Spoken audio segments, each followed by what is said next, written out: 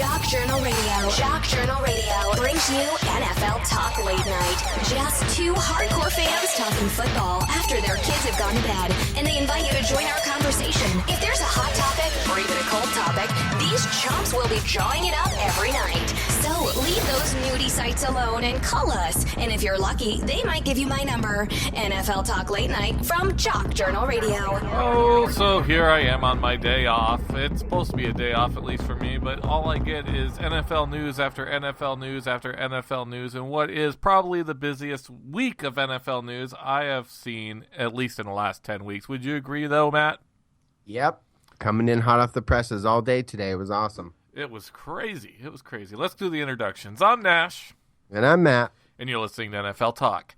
So, guys, there's a lot of different ways for you to reach us. The best way is just to go to jockjournal.com/JJR and just go there, and you can find all kinds of different ways to reach out to us. And the best way is, of course, I would say, to just use that site.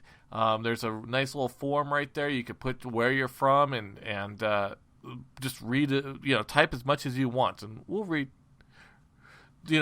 those things on the air. And also, you can call the show at 405-562-5463. The phone lines are open tonight. And you can go ahead and text us also, 77948. The first word should be text, space, and then the message. All right, Matt, since we got that out of the way.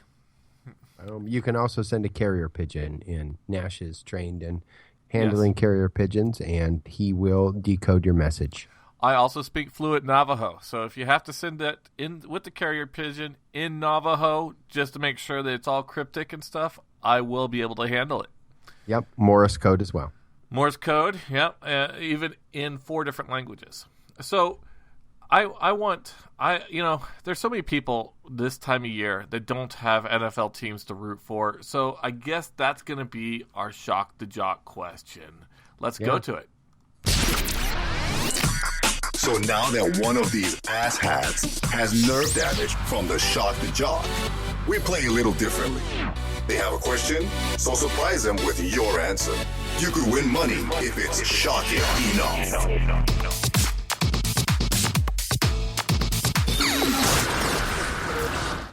All right, guys. All right, Jock Stars. Okay, tonight's Shock the Jock question is going to simply be, guys, if your team is out of the playoffs, I want to know what your team is and who you're rooting for. I know it could be shocking for some because some people decide to root for their dire enemies. I've known Seahawk fans who have rooted for the 49ers just because they want that NFC West pride. I know. That's got to be hard.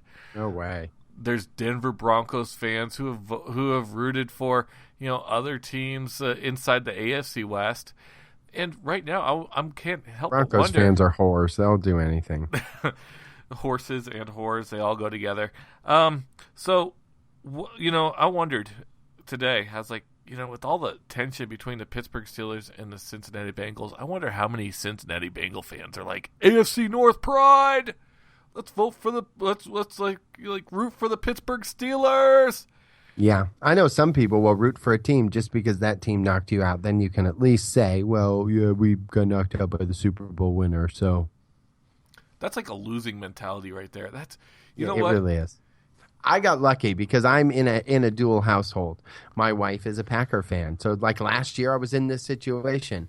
I formally broke up with the Kansas City Chiefs last year, and for the rest of the season, it's nice because look, I'm familiar with the Packers. They're a good team, and I have to watch them every Sunday anyway because my wife is a Packer fan. She's from Wisconsin, and they're diehard there. So I already know all the players, and you can kind of root along with her. So I have a convenient default team if my team isn't in. This year they're in. It's a miracle. But last year they were not, so I had to default root for the Packers. Yeah. And I usually go when I'm a Seattle Seahawks fan, but when the Seahawks aren't in, I tend to go for the Detroit Lions, and I've done that since I was a wee lad back in the day. A wee lad? A wee lad. Back in the day, I was out there rooting for the Detroit Lions because I loved Barry Sanders. I mimicked my game around him when I was playing running back just to be Barry Sanders. I love the way he moved. I love the way his low center of gravity and his short, stocky legs. It made sense to me to root for him. Unfortunately, Detroit never took me to a promised land either. And now being a Seahawks fan, it seems like we're in the playoffs every freaking year, and I love it. But I'm just curious, what are you going for, guys? What are you doing, Jock Stars, who have been knocked out of the playoffs? Go ahead and text us, 77948. You type the word text, space, and then your message. And I will be sitting here at the email taking a look at it. Also, yeah, some of these teams, look, I mean, there's some people out there. Be real with us. If you're a Jacksonville Jaguars fan, you probably have a default team that you just switch to every year at playoff time. I would imagine you kind of have to. Yeah, right. Because you haven't been in the playoffs for so long. Yeah. You have a default team on lock, ready to go. I just switched to them come week 18. I imagine the Bills fans have probably the same thing. Yep. Bills fans, that's a good one. They're probably all Patriots fan. They're like, well, it's still red, white, Miami blue. fans, same thing. Yeah. So send them in. We'd like to hear from you. See what you guys have to say. Guys, tonight the show's going to be on three different things, three really prominent things. One, we're going to be talking about all the deflating of the Patriots. We have basically watched this like scandal drama unfold year after year for the New England Patriots, and this year is not going to be any different. Yes, now we got a whole big issue, and we're going to be talking more about that. Matt's going to kind of get that started and get that ball rolling, but you're free to join us and talk and give your inputs as well. Plus, we're going to also be talking about Lawrence Phillips and his death. And a lot of people know that he died today, but they don't know a lot of the other things. And people who are mourning the passing of Lawrence Phillips, like, understand death is death, and it's not such a great, wonderful thing to celebrate a person's death. But, guys, I don't think most people know that he was about half an inch from death row. That's so brutal. I mean, to think of what a career he had with the Giants. What a great linebacker he is. Running back. Lawrence Taylor, right? Lawrence Phillips. Oh, okay. Good call. And that's what I think I was teasing. Matt's totally messing with me because before the show, I totally was screwing around with his head. I was telling him, do you remember Lawrence Phillips? And he's like, of course I remember Lawrence Phillips. But I also know that he's got a big gap in his memory from about 1998 to about 2004. Yeah, I just want to clear this up for anyone out there. Look, I'm not great on football history. You know why? Because I'm not a nerd. From the time I was 19 years old until the time I was 28 and had my first child, I was getting it. I was out there going as hard as I could, enjoying myself. Look, I'll tell you what.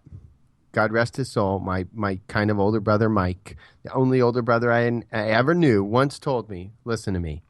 You're going to be old and married one day. You need to bang and party as much as you possibly can now because it will all end. And he was absolutely right. And so I did you that. Totally stuck to that. I did it in spades. I did it so much I ended up in a program to help me not do it. So that tells you how much I did it. So you were partying it up like you were a Leon Searcy, huh? I mean, yeah, and I was thinking about that last night when we did that interview. Look, I didn't thank God I didn't have the money that he had or I'd be dead. But I went, dude, I went as hard as I could and seriously thought I was invincible and I was a nobody. I was going crazy like that on a moped at 25 years old. So that's how I rolled.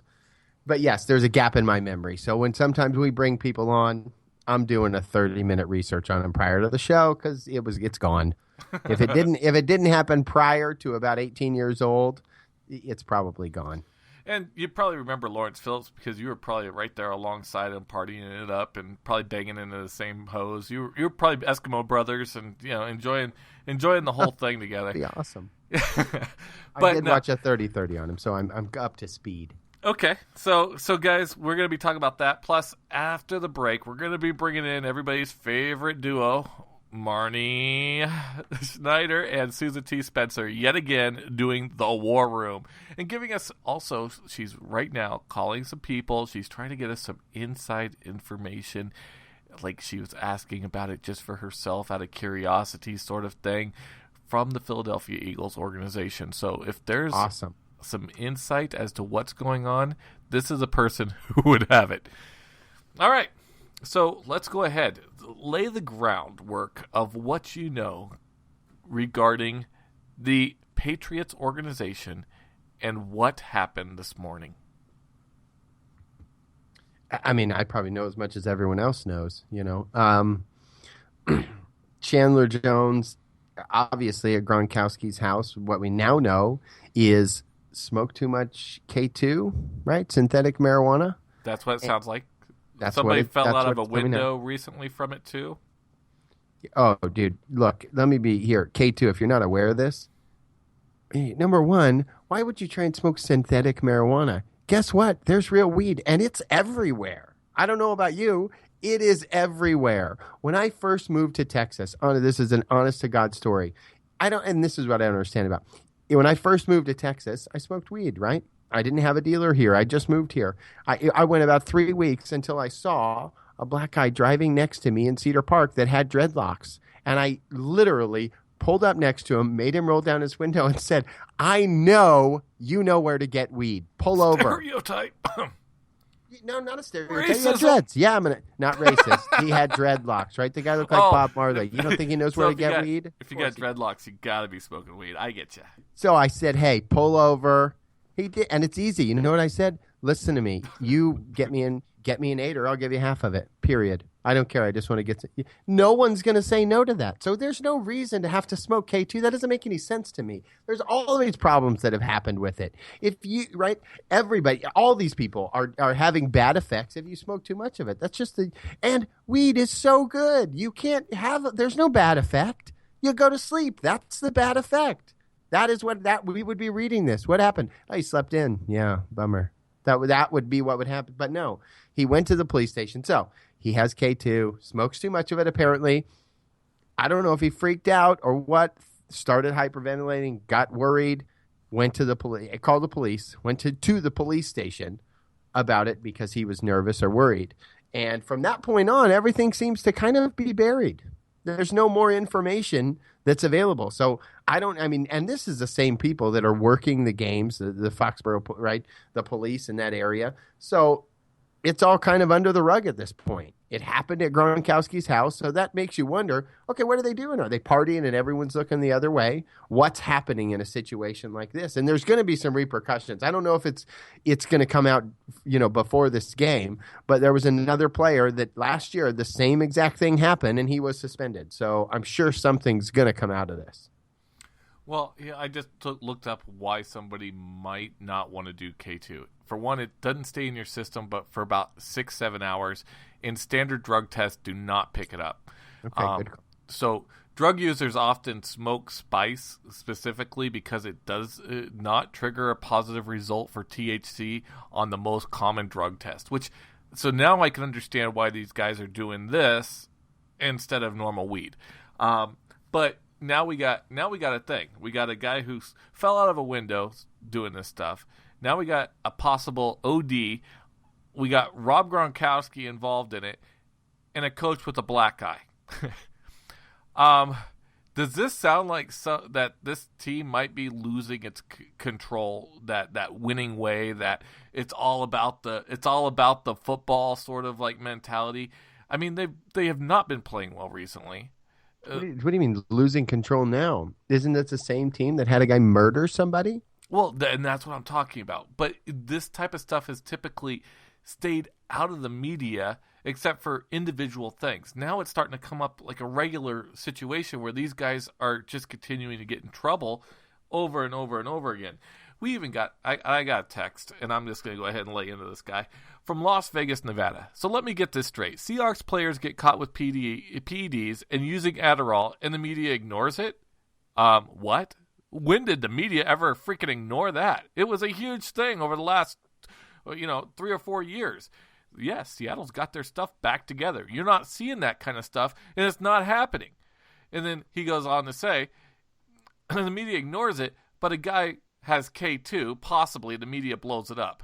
This is some shady stuff by the media hacks. Well, let me tell you something. Oh my God, Patriot Patriots moron. fans. Patriot Yeah, moron. let me tell you Shut this. Here. Okay, go ahead. Wow, I was